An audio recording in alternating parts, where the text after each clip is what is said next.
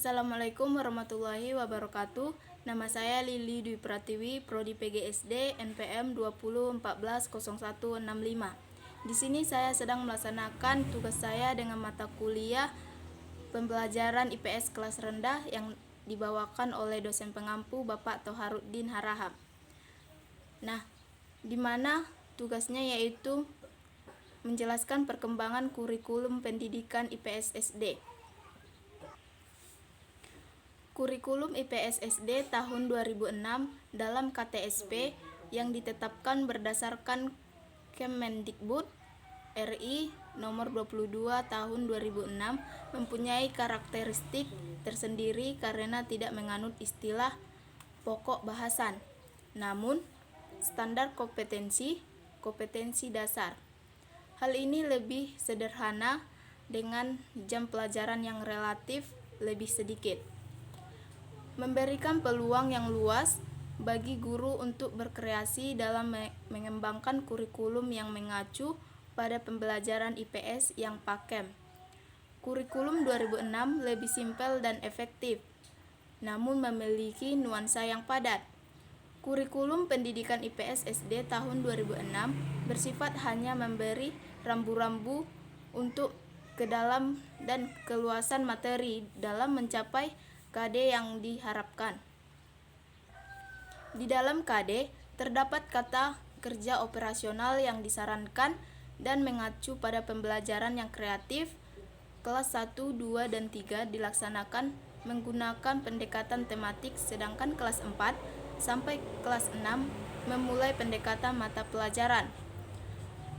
Berbeda halnya dengan kurikulum IPS tahun 1994, materi pelajaran ditata secara lebih terpadu dan lebih sederhana daripada materi kurikulum IPS tahun 1986 dan 1975 yang masih tampak berdiri sendiri. Sejarah di kurikulum 1986 tidak seluas kurikulum 1975 karena ada mata pelajaran PSPB. Dari segi alokasi waktu pada dasarnya tidak berbeda antara kurikulum 1986 dengan 1994. Namun pada kurikulum 2006 relatif lebih sedikit, yakni 3 kali 35 menit. Perbedaan yang lebih esensi ada pada jumlah PB. Kurikulum 1986 padat dan syarat materi sehingga keluasan materi terbatas. Sedangkan kurikulum 1994 keluasan materi diserahkan pada guru dan di kurikulum 2006 lebih simpel lagi. 2. Prinsip pengembangan kurikulum. KTSP dikembangkan oleh sekolah dan komite sekolah berpedoman pada standar kompetensi lulusan dan standar isi serta panduan dari BSNP. Kurikulum dikembangkan berdasarkan prinsip di mana yaitu A. Berpusat pada potensi, perkembangan, kebutuhan, dan kepentingan peserta didik serta lingkungannya. B. Beragam dan terpadu. C. Tanggap serta perkembangan ilmu pengetahuan, teknologi, dan seni. D. Relatif dengan kebutuhan kehidupan. E. Menyentuh dan berkesinambungan. F. Belajar sepanjang hayat. Dan G. Seimbang antara kepentingan nasional dan kepentingan daerah. Ketiga, prinsip pelaksanaan kurikulum. Dalam pelaksanaannya digunakan prinsip-prinsip, yaitu A. Didasarkan pada potensi, perkembangan dan kondisi peserta didik. B. Dilaksanakan dengan menegakkan 5 pilar belajar. C. Memungkinkan peserta didik mendapatkan pelayanan belajar yang optimal. D.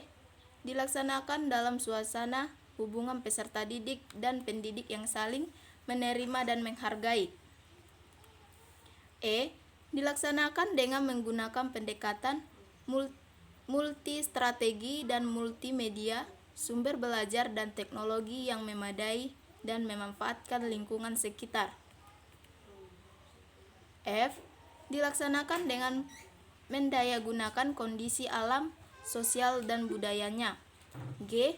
Mencakup seluruh komponen-komponen mata pelajaran, mulok, dan pengembangan diri. Dan yang keempat, struktur kurikulum SD.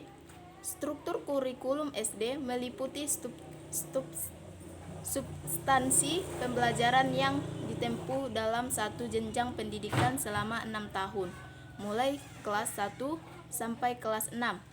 Struktur kurikulum disusun berdasarkan standar kompetensi lulusan dan standar kompetensi. Kurikulum SD memuat 8 mata pelajaran, muatan lokal, dan pengembangan diri. Di samping itu, pendidikan IPS bertujuan untuk membina peserta didik menjadi warga negara yang baik, yang memiliki pengetahuan, keterampilan, dan kepedulian sosial yang berguna bagi dirinya sendiri serta bagi masyarakat dan negara. Untuk merealisasikan tujuan ini, maka proses pembelajaran IPS tidak hanya menekankan pada aspek pengetahuan atau kognitif dan keterampilan psikomotor saja, melainkan meliputi juga aspek akhlak atau afektif dalam menghayati serta menyadari kehidupan yang penuh dengan masalah, tantangan, hambatan, dan persaingan.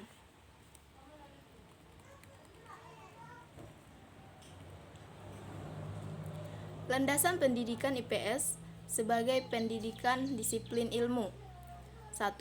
Landasan filosofis, memberikan gagasan pemikiran mendasar yang digunakan untuk menentukan objek kajian yang menjadi kajian pokok dan dimensi pengembangan pendidikan IPS sebagai disiplin ilmu. Bagaimana cara, proses, dan metode membangun pendidikan IPS hingga dapat menentukan pengetahuan mana yang dianggap benar, sah, valid, atau terpercaya. Tujuan dan manfaat dari pendidikan IPS. Bagaimana manusia menggunakan ilmunya. 2. Landasan ideologis, sistem gagasan untuk memberi pertimbangan dan menjawab pertanyaan.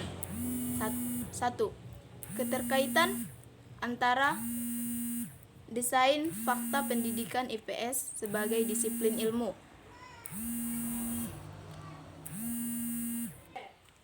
Keterkaitan antara teori-teori pendidikan dengan hakikat dan praktik etika, moral, politik, dan norma-norma perilaku dalam membangun dan mengembangkan pendidikan IPS. 3.